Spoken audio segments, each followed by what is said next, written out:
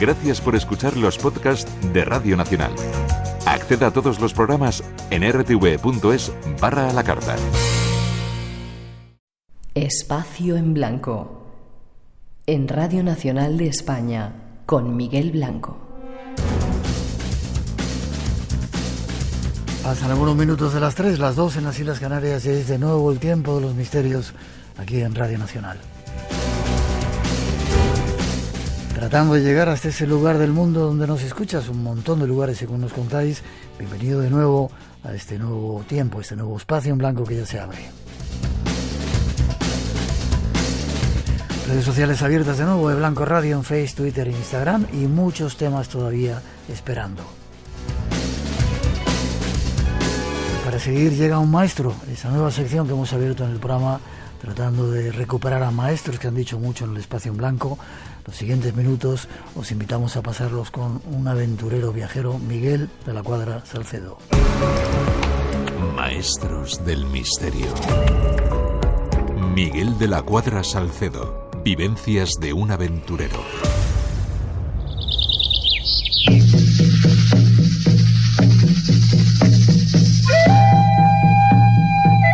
Ha viajado por los 5 continentes de este planeta nuestro. Ha conocido algunos de los lugares más legendarios de la Tierra. Su trabajo, durante mucho tiempo, consistió en viajar y contárnoslo. Y él fue uno de los primeros en hacerlo. Esta noche está con nosotros para ayudarnos en el viaje, para llevarnos junto a él a conocer ese vasto universo que está ahí fuera.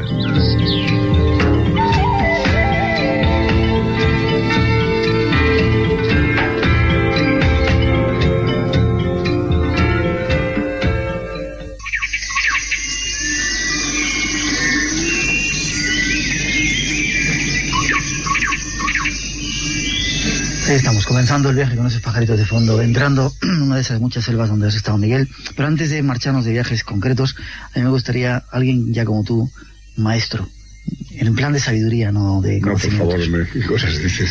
Yo te considero Somos así. Curiosos de la vida, ¿no? Ya es mucho. ¿Qué es para ti la muerte? Pues mira, ni he pensado mucho, o sea, porque cuando se piensa en la muerte alguien se piensa siempre con preocupación o con distancia, respeto, miedo. No tengo ningún miedo, vamos.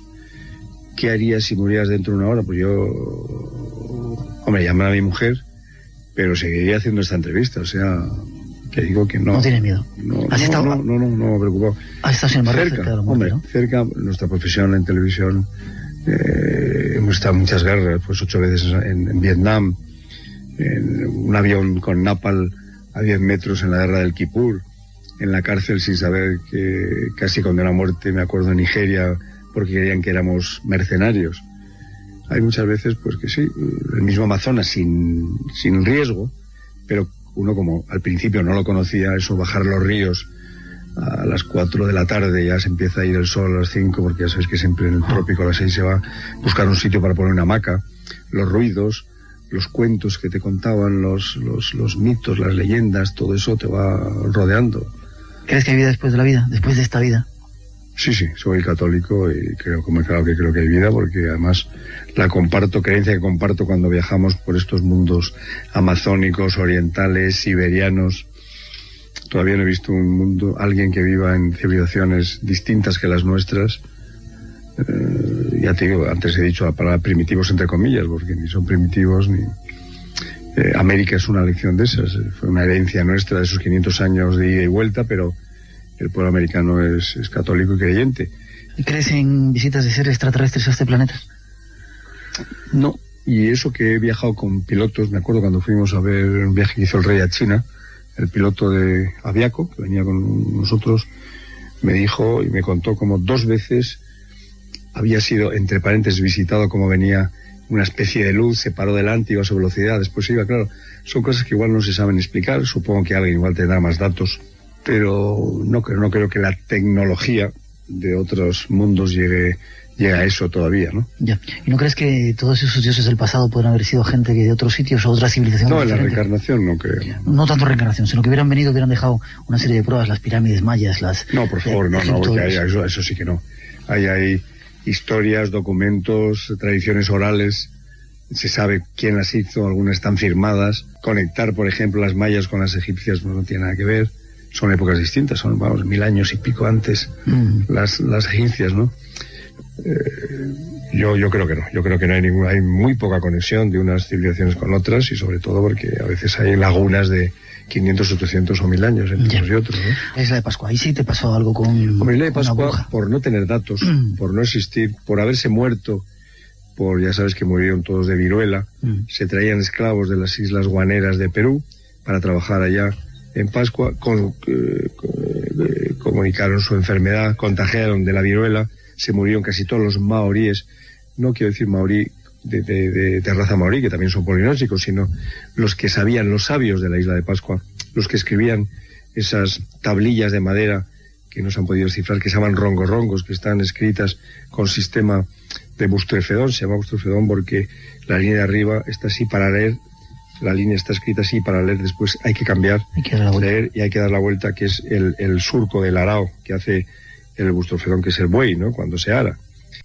Eso no se sabe, yo conocía esos símbolos, los tenemos, hay interpretaciones, hay hombres pájaros, tagnatamanus, como se llaman allá. Yo tuve la suerte el año 1960, cuando fui a Chile, me quedé allá, conocí a Alessandri, el presidente de Chile, y me consiguió el único barco que iba una vez al año al Pinto, donde llevaba a veces prisioneros políticos.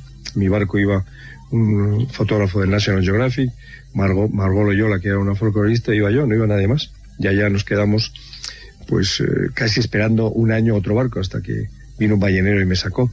Me hice muy amigo pues de los pascuenses, entonces había las familias Pacarati, las familias Riroroco, las familias Tepano, y viví un poco una civilización de la que se hablaba muy poco. Ahora después ha estado de moda y todo el mundo ha ido, ya se puede ir en avión, y hablan de psicofonías pero vamos, no se sabe de dónde viene. Se cree que vino de Tuamotu, pero es muy atractivo porque hay muchas leyendas detrás, hay cantos, hay que todavía se cantan y no saben lo que significan. Cuando van a pescar hay que hacer unos exorcismos con unos juegos de hilos, unas cunitas, como las cunitas, pero que se va moviendo un hombre subiendo a la montaña, y ahí tira la red, y todo eso, con esos cantos, pues son un poco los que siguen sin saber por qué cantando. Y es por ejemplo, ahora que veis gente, que hay películas vestida ya con plumas de moa, que se dice gallina, ya todo eso es mentira, todo eso han imitado en esas reuniones que hay con todos los pueblos polinésicos a otros, pero no saben nada de su pasado. Yeah. Es un pueblo que no tiene pasado, lo tiene todavía sin descifrar en esas tablillas o rongorongos. Ahí tuviste una maestra, María se llama, Marina, la bruja que te enseña cosas y que quería María Pacarati, sí. Sí, claro, hombre, para perdona. Mariana Tan, hombre, por favor, ¿cómo voy a olvidar a mi madrina? Ella decía que era mi madrina. Su hijo había muerto ahogado y era considerada como la bruja, la que sabía más de las cosas antiguas. Su hermano Pedro Atán era un gran escultor, y entonces me enseñó. Yo hice una recolección yo creo que 50 juegos de hilos, con su, no traducción, sino con sus cantos. No se sabía lo que significaba, y ahí los tengo todavía sin publicar. Desde el año 60. Esos hilos eran mágicos. Se tomaba el hilo, claro, y entonces había que hacerlo antes de salir a pescar, antes de recoger el majute. Majute es la fibra en la que se dibujaba, o la quiea, que es la arcilla roja en la que se pintaban los moais. Entonces, hombre, me acuerdo porque vamos a ver, el juego de hilos la figura era una montaña, un hombre pequeñito que iba subiendo la montaña mientras se cantaba. Déjame acuerdo, porque hace el año 60 no cantó esto. Cayuna terongo, tequinamango, bebe que era curacu, tequete macoy, acabe geojo, carete, careta, o. Entonces ese era uno de ellos. ¿Todavía te acuerdas? Hombre, claro, y los cantos, como cantábamos, vamos a ver cómo cantábamos el sausao.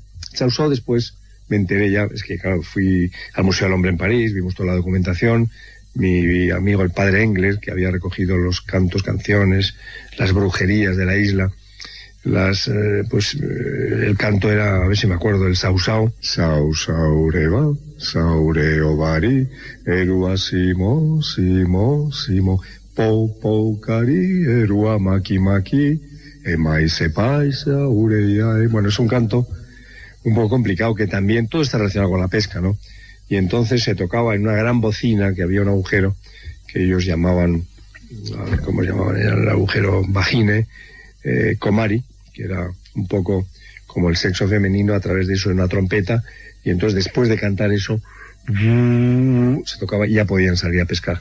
Ahí se pescábamos todos con la langosta por la noche con antorchas, y era una vida era el único, unos cuantos marinos, unos guardias, y yo pues éramos los únicos que no éramos pascuenses o de la isla de Pascua.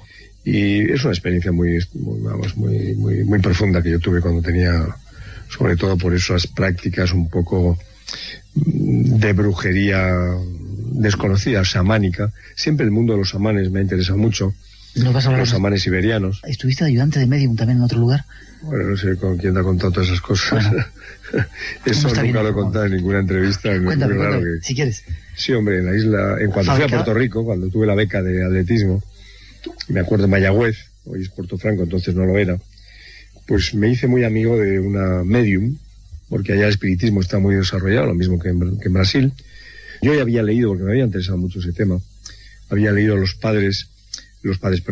libros del padre Heredia. El padre Heredia es un padre jesuita ¿lo conocías tú? Sí. ¿Habías oído hablar del padre Heredia? Sí. Que un poco pues desenmascara como un jesuita, claro, ese mundo importante y apasionante, y lo cuenta de tal manera, los raps y las materializaciones de espíritus y todos los ectoplasmas. Y claro, yo ya me metí con mi amiga la medium y yo he sacado ectoplasmas, ¿sí? He materializado espíritus, ¿sí? Pero claro, me decía, y yo le creía a ella, mira Miguel, esto a tal hora, tal día, pues me ha pasado, pero ¿qué hago? Yo tengo aquí 2 médicos, no sé qué, tengo una clientela que no puedo yo defraudarles, entonces para no defraudarles hay que provocar el fraude, claro, entonces yo le ayudaba. ¿Y lo montabas? Con unas gasas que sacábamos del ombligo así, con unos cables que iban por arriba, sacábamos el ectoplasma. Hacíamos también en unas vasijas que teníamos, una era de agua muy fría y la otra era de cera, caliente, y entonces de pronto se oía remover la cera, se oía remover el agua, se abría la luz. ¡Hombre, qué mano tan enorme! Es la mano de Goliat, porque claro, una mano como la nuestra, pero enorme.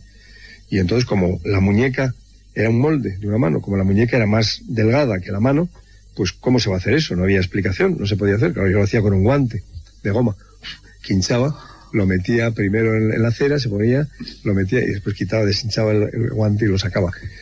Me da mucha pena porque a veces esos médicos quitaban un pedacito, analizaban, porque decía que le habían echado, no, es que yo le he echado un producto y es verdad, es el mismo del guante, o sea, no hay sustitución, se ha hecho con eso. Entonces, como no hay explicación, pues, pero muy interesante. Los RAS, por ejemplo, pues, a ver, contéstame, 1 si es sí, 2 si es no, y entonces, a ver, fulanito, no sé qué. ¿Y eso lo hacías tú? Bueno, y yo era de los ruidos, claro, entonces lo siento, pero es una página de mi vida que nunca he contado, pero bueno, era por viajar un poco dentro, siempre con aquel pasaporte anterior que había leído mucho del padre Heredia, y es apasionante, pero también es bueno saber las cosas de detrás y delante del telón, ¿no? Vamos a seguir de viaje. Este es nuestro invitado esta noche, Miguel. Todos tus oyentes que sean espiritistas se van a meter conmigo, pero bueno, perdonen, pero bueno, yo he dicho que esa medium me decía que en algunos momentos incontrolables un poco para ella, pues le pasaban cosas que no podía explicar. ¿Tú eso lo crees? ¿Que puedan pasar cosas? Hombre, yo creo que no conocemos la naturaleza humana todavía. La telequinesis, yo he estado en el Tíbet, me han contado cómo pues a 30 metros movían objetos pesados, como yo he visto un lama en pleno invierno, con un frío terrible, meter una especie de sábana de algodón, ponerse desnudo, ponerse la sábana encima, empezar a echar humo. Yo le tomaba el pulso, 180, 190 pulsaciones, o sea, autocontrol, la secaba. Las autohipnosis, mirándose a su ombligo de muchos lamas que corrían kilómetros y kilómetros medio hipnotizados. Es el control de la mente, es muy importante. Eso no tenemos tiempo, no es que estamos inventando sustitutos del cerebro con los ordenadores, las meninges no son las nuestras, son los chips, lo otro, no hay pensadores, entonces no estamos desarrollamos lo que hay alrededor nuestro, pero no a nosotros. Ya. Nuestra cabeza es la misma ahora que hace 100 años. No hay un Schopenhauer, no hay filósofos, no sé, sí los hay, pero vamos. Pero debíamos dedicarnos un tiempo de verdad a desarrollar más nuestras posibilidades físicas, que a veces nos sorprenderíamos también, y hoy en día hay muchos casos de telepatía, se ha usado hasta en las guerras mundiales últimas, estos se han hecho desde submarinos, o sea, algo hay ahí que todavía no sabemos, ni dominamos, ni hemos entrado en ese mundo. Este es nuestro invitado, Miguel de la Cuadra Salcedo. Nos vamos de viaje ahora en la segunda parte a hablar de chamanes, al Amazonas y esos otros lugares que él muy bien conoce.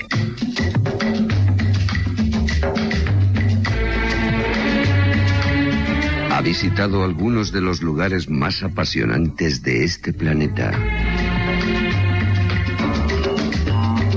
Ha vivido guerras, revoluciones, revueltas. Ha conocido a algunos de los seres más influyentes del siglo y nos dice que el primer viaje del hombre ha de ser en solitario. Y que el viaje siempre tiene un único destino, uno mismo. Pero escuchemos, aún hay más. Quizá en esta segunda parte, Miguel, a mí me gustaría que nos contaras tus experiencias con el mundo mágico. El mundo mágico siempre me ha perseguido porque es apasionante. Claro, ¿no llevas calcetines? No, nunca, hace 20 o 30 ¿Por qué años. no llevas calcetines? Yo creo por comodidad, ¿no? Me siento prisionero en el fondo si me pongo calcetín porque... No sé, es que no sirven para nada, ¿no? Hay unos maravillosos zapatos hoy en día y si no sandalias o lo que sea, no me los pongo. A veces no me los pongo ni para ver a ministros, me acuerdo, el presidente de Cantabria se quedó muy claro, que te has olvidado, no, es que no. A veces me hace pasar apuros. ¿Sí? Ya, sin embargo, si tienes un calcetín del Che Guevara. Bueno, es una historia octubre del 67, allá en Valle Grande, ¿no? Sabíamos que había un guerrillero que lo habían acorralado. ¿No sabéis quién era? No se sabía quién era al principio. Y allá me acuerdo que estuvimos en el lavadero del hospital, porque esas fotos que han aparecido del Che Guevara muerto es el lavadero, no es una enfermería, no es el lavadero. Él estaba, y tampoco estaba solo, estaba con 6 de sus compañeros y con varios tiros.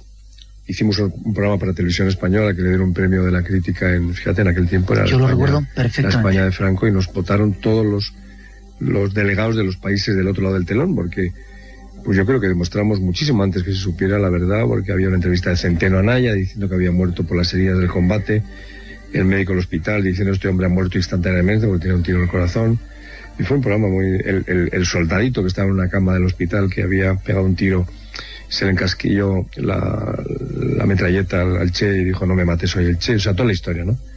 Y no, bueno, pues, y el día que la había enterrado cerca, bueno, donde ahora se ha visto, ¿no? Ya se lo hemos contado, si ven algunos de nuestros escritos que hemos hecho hace muchísimos años, varios lustros atrás, ahí contábamos cómo estaba enterrado donde ahora se ha descubierto, ¿no? Uh-huh. Con un cristal que le pusieron encima, y cuando vino la policía argentina para ver las huellas, que no la pudieron ver porque no se habían deshecho, ya habían puesto en formol y no tenía huellas dactilares aquellas manos, ¿no? ¿Y por qué el cristal? ¿Perdón? ¿Por qué el cristal? No, le pusieron el cristal encima, pues se conoce que al abrirla para ver la cara, ¿no? Ya. La cabeza, que todavía tenía, no sé si después se la quitaron o no, las manos se las cortaron, eso sí. Ya. ¿Y cogiste un calcetín de él? Y estaba en el hospital, sí, lo tenían por casa, por ahí. Sí.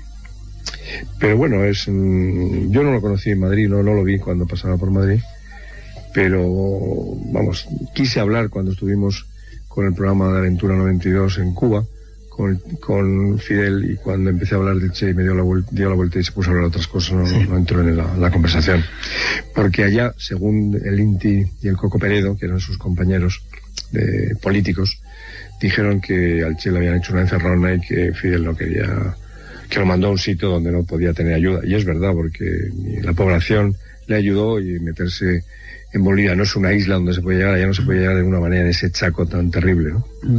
Hablando de Cuba, en Cuba has estado con unos personajes, los ñáñigos, que muy poca gente blanca ha estado con ellos. Es que no sé por qué te he dicho antes, como estabas con una amiga tuya cubana, he dicho la palabra ñáñigo, sí. Porque el otro día, delante de un ilustrado escritor cubano, dije ñáñigo y me dijo, ¿y eso qué es? Nunca había oído hablar. Ya. Pues sí, estuvimos en los bosques cercanos, en esas selvas cubanas, con los ñáñigos. Hay una tradición muy importante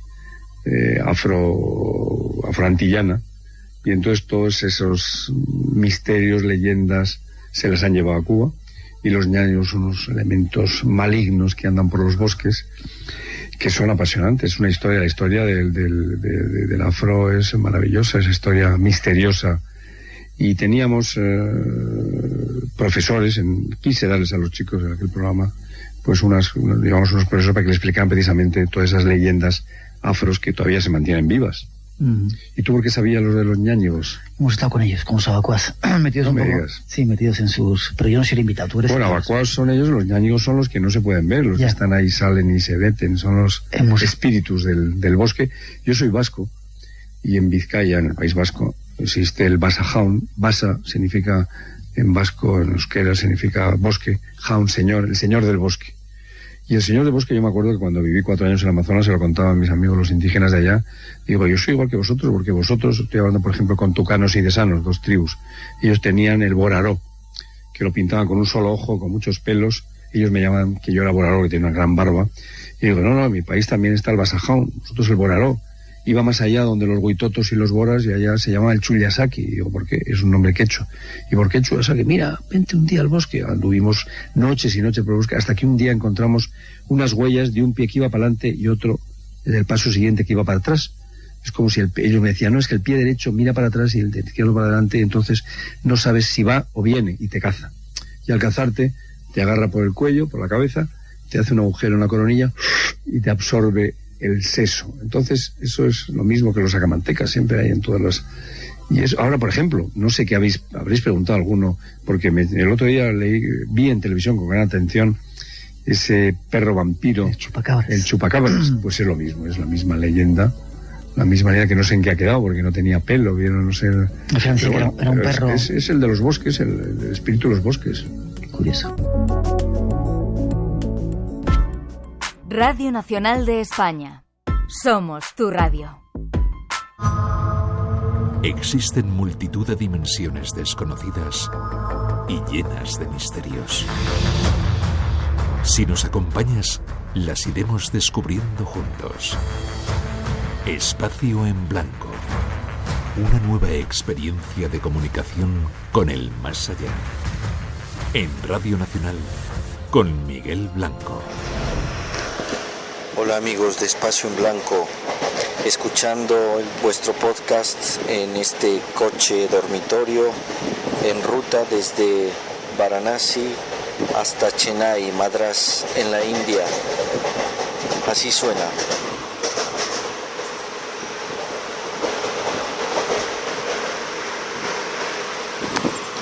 Tal vez lo que escucháis más es el ventilador. Estamos en el verano.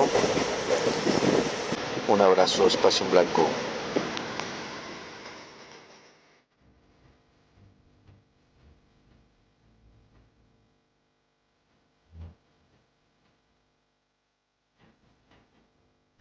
Programas especiales del Espacio en Blanco en este verano español, llegando hasta los últimos rincones de este planeta, según nos hacéis saber.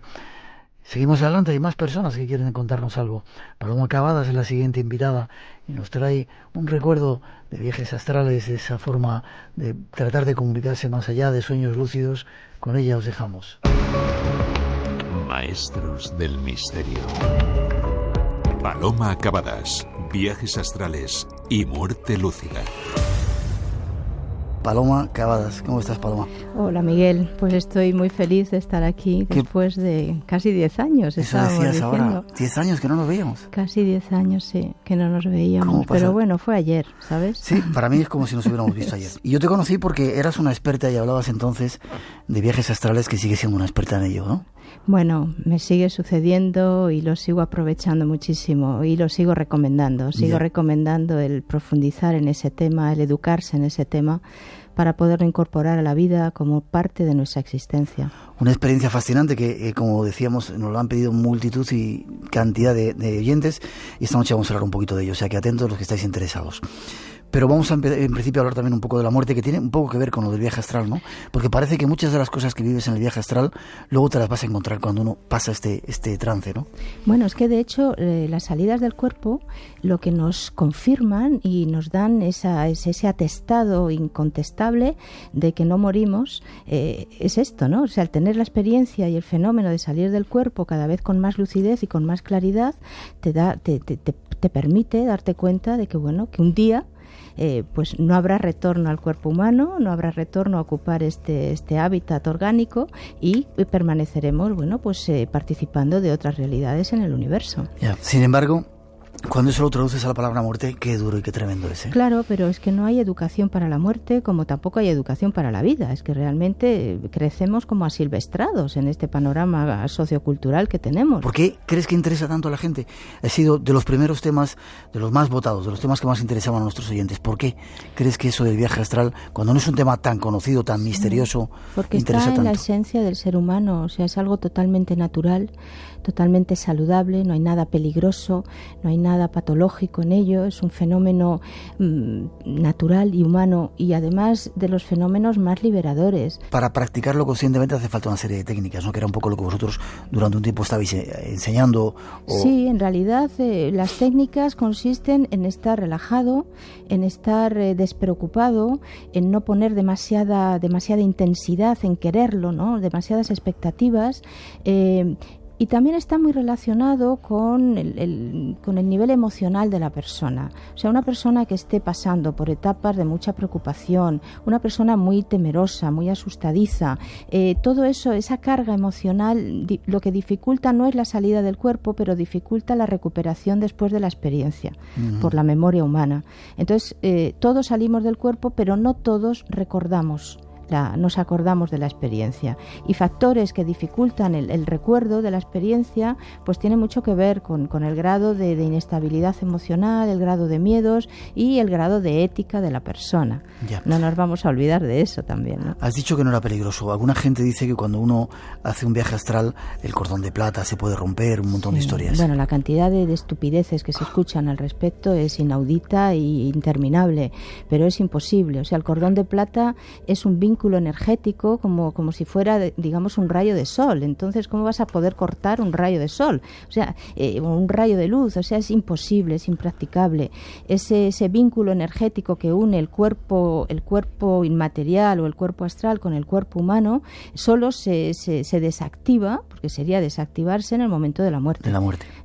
Y la muerte ocurre como fenómeno también natural dentro de la vida. O sea, no ocurre ni porque salgas del cuerpo ni por ninguno de estos fenómenos concomitantes. Mucha gente, cuando hablamos de estos temas, nos pregunta que si hay peligro de que cuando uno está fuera del cuerpo, trato de aclarar algunas dudas de los oyentes. ¿Se te puede meter otro espíritu? ¿Te pueden poseer? No. ¿Se puede dar algún tipo de proceso de estos? No, lo que tú puedes es atraer por tu nivel de evolución, por tu nivel de ética, por tu nivel de problemática. Tú puedes atraer personajes afines a ese momento. Por ejemplo, si tú sales del cuerpo y estás en un estado de inmensa tristeza, pues porque estás muy, muy mal, pasando un mal momento, nosotros no cambiamos por salir del cuerpo, seguimos siendo nosotros y trasladamos nuestros estados emocionales. Entonces tú puedes atraer ese estado emocional, y entonces que haya personas que están ya en esa dimensión inmaterial, pues porque han fallecido, porque ya están ahí. Eso te iba a preguntar, ¿quién vive ahí en ese otro lado? En ese otro lado viven todas las personas que han fallecido, para empezar.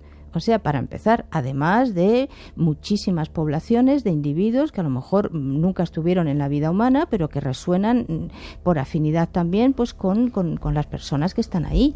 O sea que, digamos que eso que se llama el plano astral, en realidad es una banda vibratoria que aglutina individuos que resuenan pues por afinidades.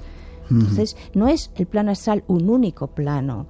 Eso también es como un error, ¿no?, de pensar que hay un plano astral. En realidad hay bandas vibratorias de frecuencia que reúnen familias de individuos o grupos de individuos por afinidades. Entonces, no está todo mezclado. Entonces, la gente que está con niveles de tristeza o con niveles de miedo o de ansiedad o de angustia resuenan en conjunto entre ellos, ¿no?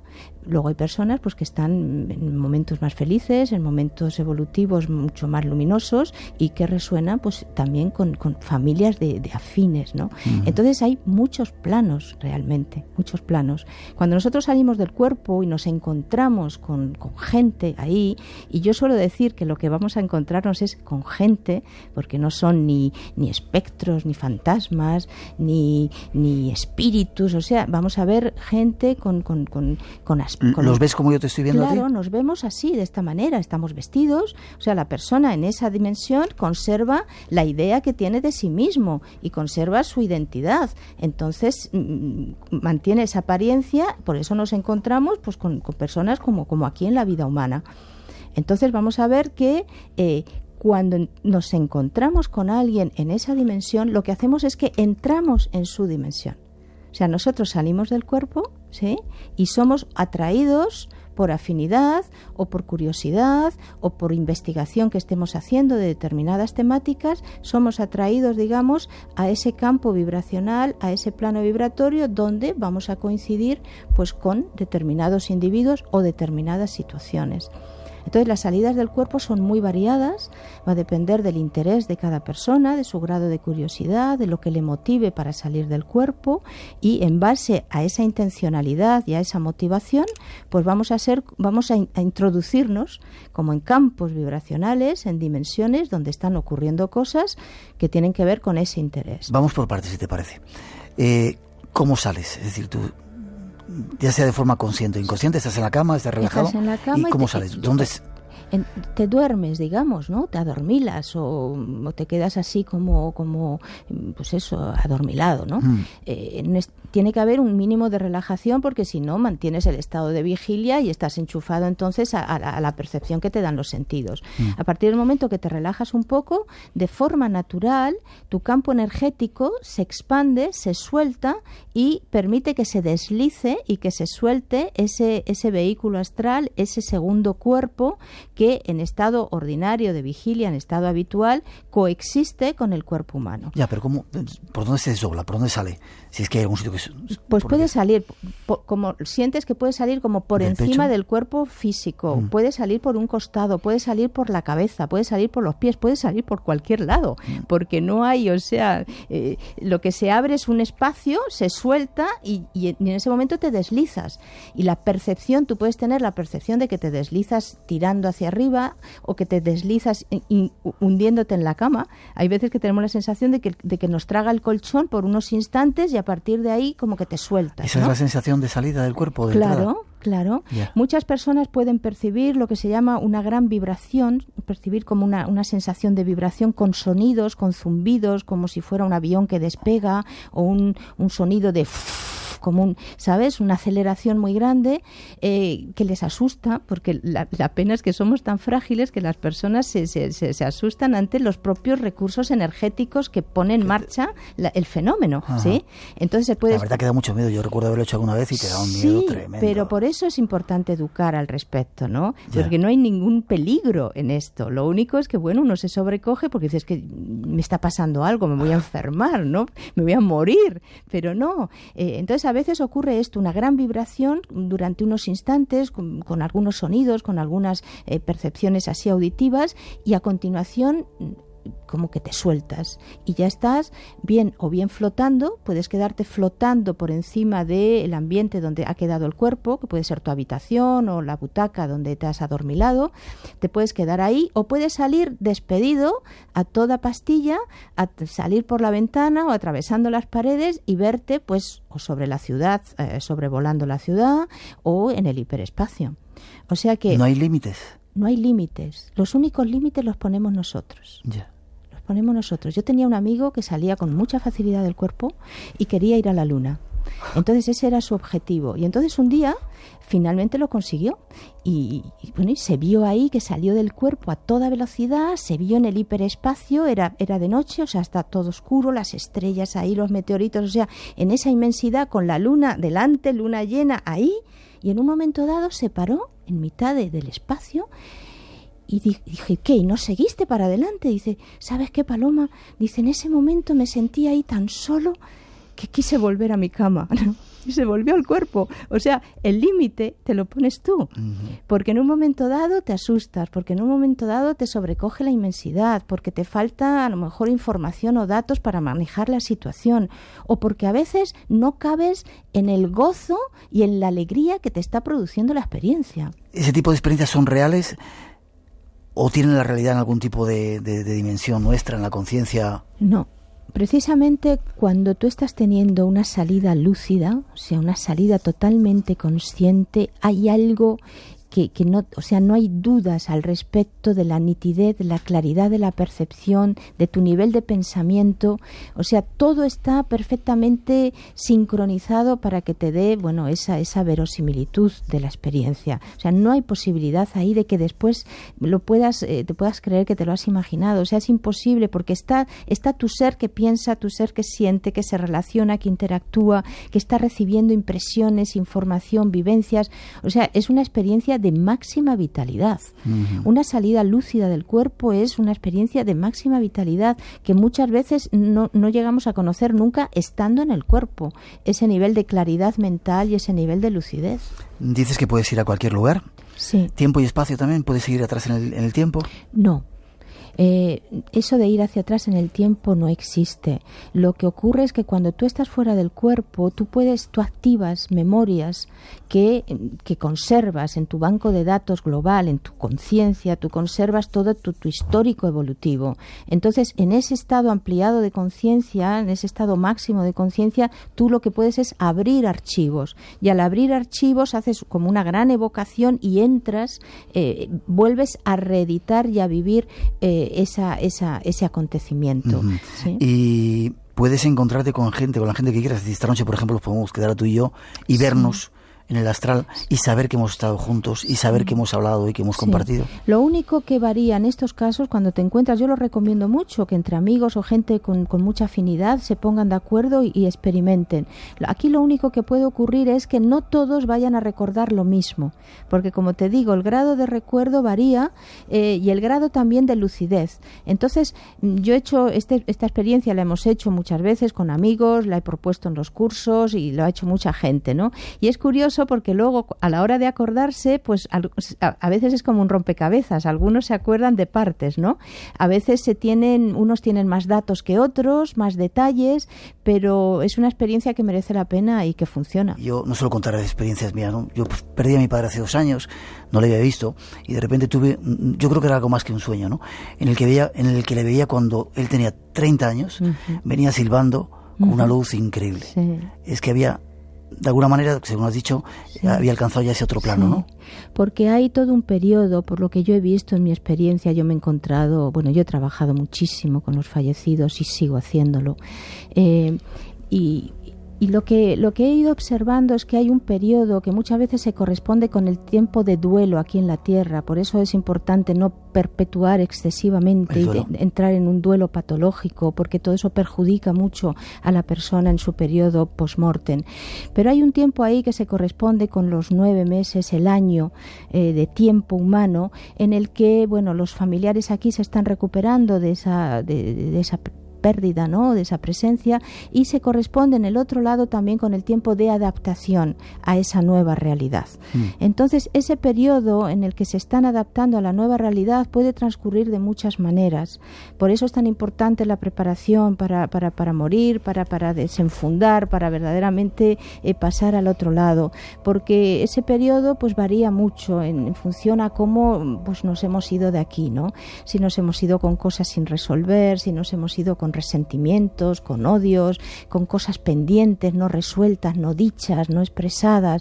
Todo eso genera un periodo post-mortem también de un cierto aislamiento. Aislamiento porque el individuo se queda aislado en ese nivel de preocupación o en ese nivel de obsesión, ¿sí? Entonces, Por eso digo que varía mucho y hay como un tiempo en el que le lleva a la conciencia en esos planos de ir saliendo de ese estado residual que se han llevado de la vida humana hasta ir recuperando pues ese máximo de lucidez. Ahí podemos ser de mucha ayuda, no solamente saliendo del cuerpo para ayudar a estas personas, pero también con nuestra posición y nuestra actitud ante la pérdida de un ser querido, ¿sí? O sea, el hecho de, bueno, pues permitirse efectivamente las condolencias, ¿no? Y decir cómo le extraño, cómo le echo de menos, pero seguro que está muy bien, y recordar lo mejor de esa persona, quedarse con lo bueno, quedarse con lo positivo. Todo eso es energía que llega, que sale de nosotros y que va directamente al destinatario, y que esa energía positiva y de alegría y de pensar lo mejor acerca de nuestro ser querido, eso ayuda mucho a que esta persona también se vaya reinsertando en su nueva realidad y pueda empezar a disfrutar pues de todo ese periodo post-mortem, que es un periodo grandioso. O sea, nosotros podemos seguir evolucionando después de la muerte, adquiriendo conocimiento del cosmos, de cómo es la vida en el universo, porque solo ahí podemos verdaderamente saber cómo es la vida en el universo, viajar a tantos lugares, desplazarnos, entrar en contacto con tantos grupos de individuos de distintos niveles de evolución que nos pueden transmitir tantas cosas, conectarnos con los sentimientos. O sea, nosotros nos podemos quedar eternidades en sintonía con calidades de sentimientos, porque los sentimientos son de otros planos. Las emociones son de la tierra, por ejemplo, ¿no? Pero el sentimiento, la felicidad, el amor, ¿no? La generosidad, la ayuda, la asistencialidad, la ética, todo eso es de otros planos, que luego lo trasladamos aquí en la medida que podemos y aquí lo ponemos en práctica, ¿de acuerdo? Entonces ahí podemos experimentar todo eso, impregnarnos en esencia, en meditaciones eternas, dentro de esos bolsones de energía, de sentimiento. O sea, hay tanto para hacer en el periodo post-mortem que merece la pena morir con lucidez.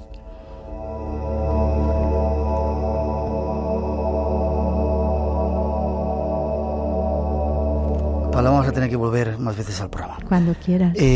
Muy breve, porque fíjate, se nos va el tiempo. Sí. ¿Cómo nos preparamos para morir con lucidez? Bueno, hay que perder el miedo. ¿Eso cómo se hace? Y hay que perder el sufrimiento. ¿Eso cómo se hace? Entonces hay que proponérselo, ¿sabes? Porque no se hace solo, y sobre todo en un mundo en el que estamos viviendo, donde estamos tremendamente manipulados por el miedo y por el dolor, ¿de acuerdo? Entonces hay que proponérselo. O sea, yo me dedico a esto, verdaderamente mi vida consiste en impartir talleres, seminarios, todo un programa educativo para empezar a vivir con más conciencia, a valorarnos mucho más, a querernos mucho más, y todo esto es, bueno, erradicando el miedo y el sufrimiento de nuestra vida. Y qué mejor oportunidad que en tiempos de grandes crisis, que son los tiempos de grandes cambios y de grandes transformaciones para el que verdaderamente lo quiere hacer.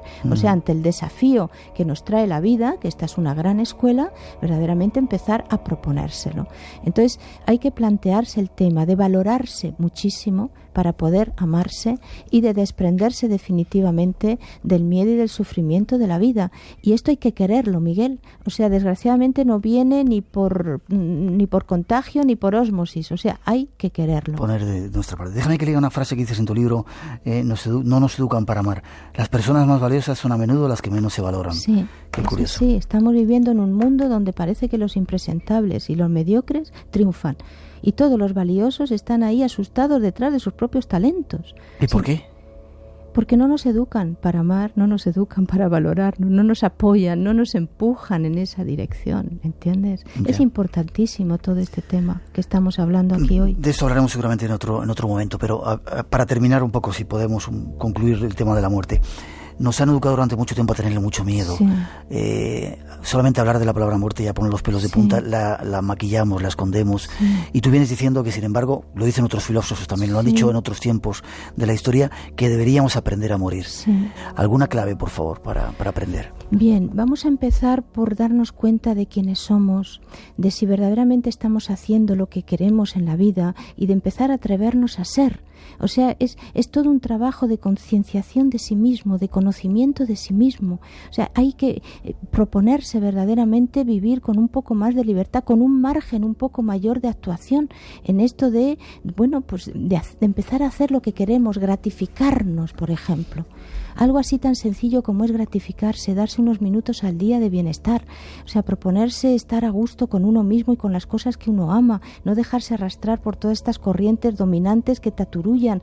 O sea, hay que parar un poco, hay que empezar a darse cuenta de la valoración del tiempo y poder parar para hacer espacios para uno mismo. Y eso no es ser egoísta, cuidado, ¿eh? Yeah. Eso es empezar a tenerse en cuenta, porque si uno no se tiene en cuenta, desde luego no son los demás los que van a pensar en nosotros. Eso es totalmente equivocado.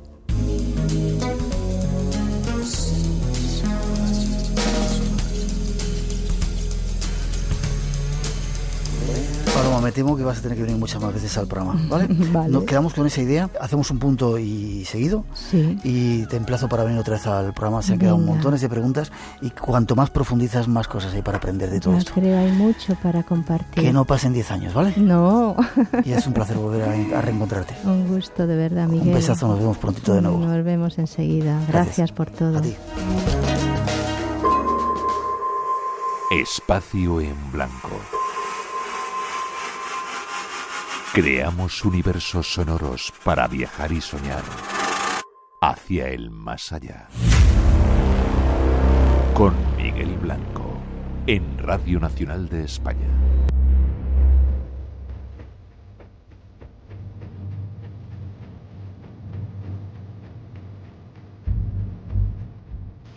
No solo tenemos maestros, grandes maestros que han pasado por el espacio en blanco, sino además muchos oyentes que se acercan a contarnos su experiencia, aprovechando. Si habéis vivido algún tipo de experiencia del tipo que sea, mandarnos un mensajito, espacioenblanco@rtv.es, o nuestro número de WhatsApp 633 50 50 11, y nos pondremos en contacto con vosotros.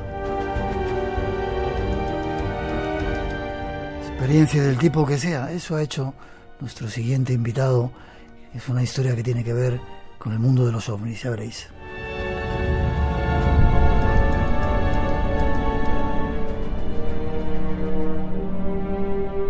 Hay personas que lo tienen muy claro y lo llaman un encuentro de otro mundo.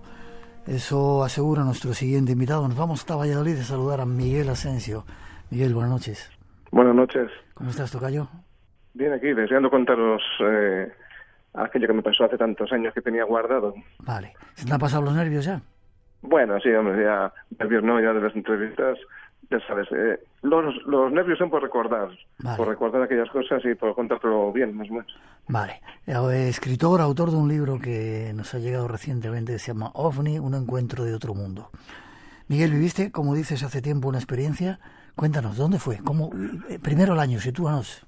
Bueno, sí, mira, esto fue en invierno del 2002, pues hace casi ya 20 años, ¿no? Por eso lo he sacado de los recuerdos, que tenía ahí unos apuntes en un ordenador.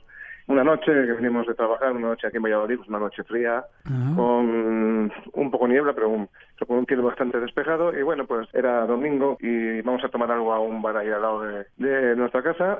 Y bueno, pues luego ya, pues directamente hacia la vivienda, y ahí yo siempre iba, mi mujer iba detrás con un coche y yo con el otro delante. En esa ocasión mi mujer, no sé por qué, pero se me echó por otra parte y dio la vuelta a la manzana de las casas, con lo cual yo fui solo pensando que iba allá atrás. Y bueno, cuando llego ya a casa, casi para meter el coche hacia el garaje, pues yo que iba yo que sé, pues a 30, 40 por hora. Yo vivo al lado de unos trigales y veo que desde los trigos se me echa encima una luz que viene. Bueno, pues yo no hago más que frenar directamente, se me metió hasta una rueda dentro de la acequia que estaba ahí al lado, una rueda del coche, la rueda delantera, y pues lo que venía hacia mí, pues de repente hizo como si fuese un boomerang y se marchó hacia otro lado, ¿no? O sea, quiero decir, yo ahí me bajé del coche, me tropecé y ya cuando miré, la luz se había metido en el lado opuesto en una pequeña nube que había y ya no vi más. Pregunta obligada, Miguel, antes de que sigas. ¿No habríais bebido mucho esa noche? No, esa noche además, esa noche creo que no había bebido. Recuerdo que esa noche no podía beber porque había tomado una medicina. Aclarado. Dices que viste la luz, se fue como un boomerang, y tu mujer vio algo, estaba allí.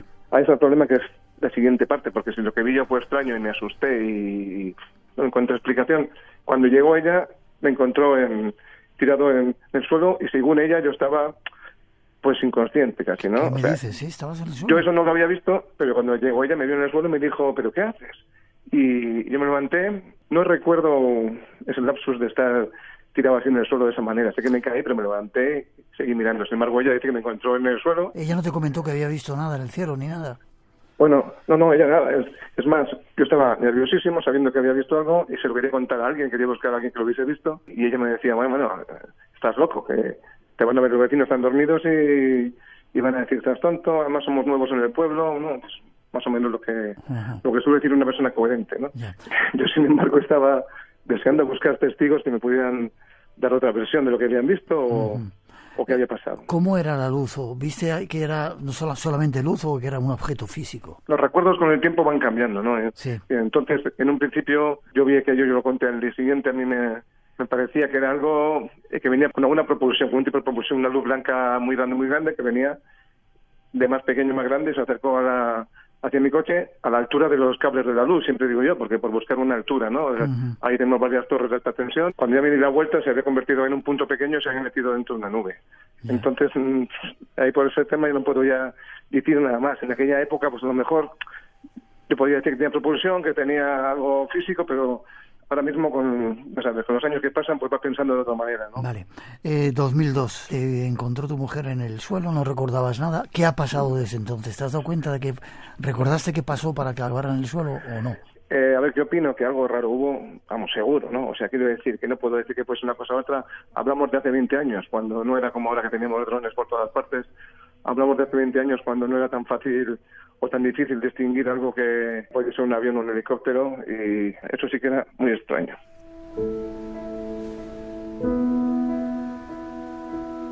Miguel, gracias por venir a contarnos esa experiencia, aunque haya sido mínimamente. Miguel Asensio, OVNI, un encuentro de otro mundo.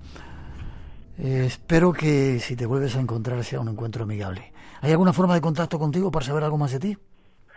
Bueno, pues por supuesto, por el Facebook Miguel Asensio y entre paréntesis Eclipse. Perfecto, Miguel Asensio, Eclipse por otro lado.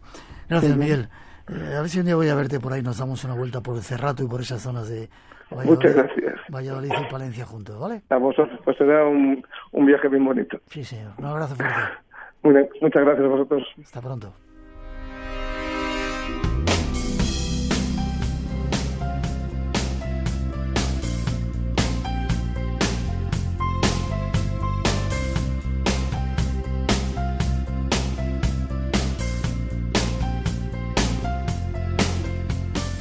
Esta música nos indica que tenemos que ir cerrando poco a poco el espacio en blanco. Terminamos por hoy. Ha sido un placer pasar estas 2 horas juntos.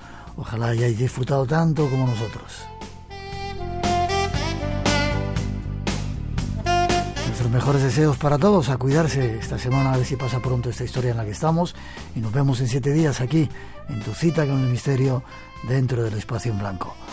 Y hasta las 4, un poquito de nuestra especial música. Cuidaros.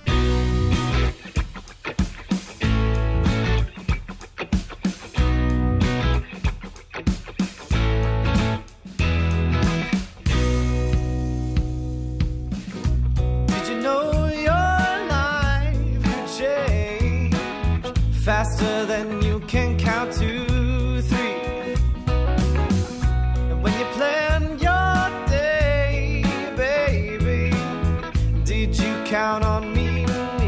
I've got a few more hours on this plane to think of something better than please. And we've got a lifetime out in front of us, baby. Go ahead and make some memories, and if I'm wrong, just tell me why.